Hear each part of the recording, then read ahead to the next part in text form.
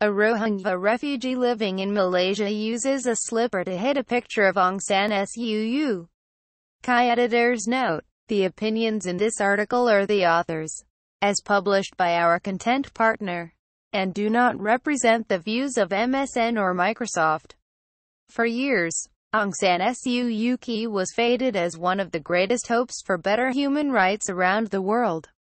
From the Nobel Peace Prize Committee down to think tanks and city councils, she was celebrated, honored in a pantheon that includes an exalted few, the likes of Nelson Mandela and Gandhi. After a long struggle under house arrest against Burma's cynical military junta, she was allowed to run in the first elections there in 25 years, and won. Replay video up next.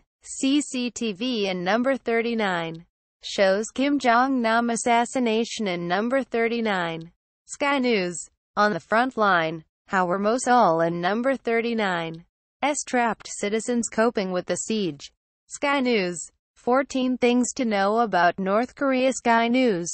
1. Cancel. SETTINGSOFF HDHQSDLO. What to watch next. CCTV shows Kim Jong-Nam assassination. Sky News 2. 18 On the front line.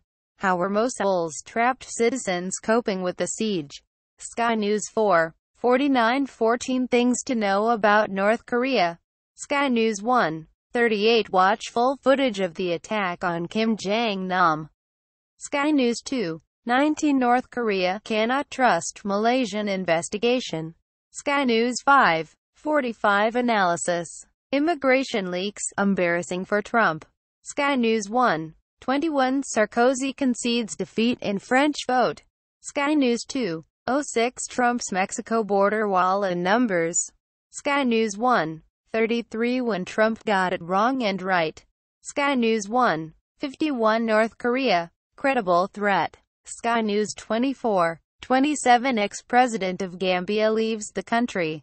Sky News 2. 20 Trump open to removing Russia sanctions.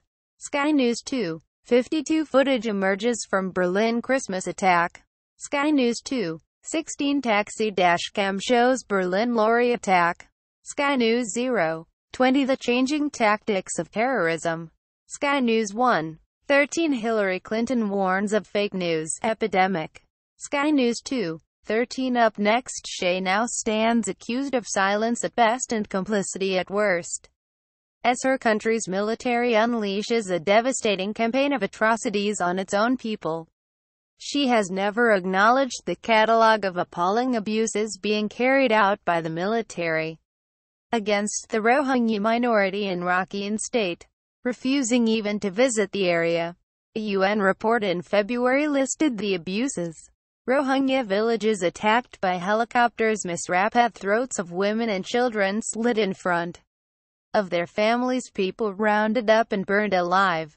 Then, this week, the UN Human Rights Council spelled it out. After more than 300 Rohingya were forced to flee machete-wielding mobs and soldiers armed with machine guns, it accused the Burmese military of textbook ethnic cleansing. Throughout this, a woman hitherto seen as a champion of freedom and human rights has remained silent.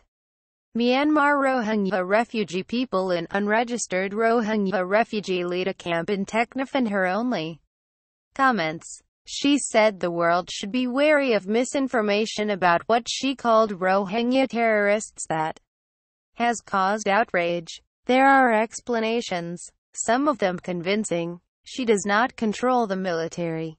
There is still profound mistrust between her and her generals. There is a danger, were she to speak out too strongly, of being counterproductive. But to many who know her and once admired her, those excuses go only so far. Patty Ashdown was chair of Chatham House Foreign Affairs think tank when it gave Aung San Suu Kyi its annual prize in 2011. He has little sympathy for her apologists.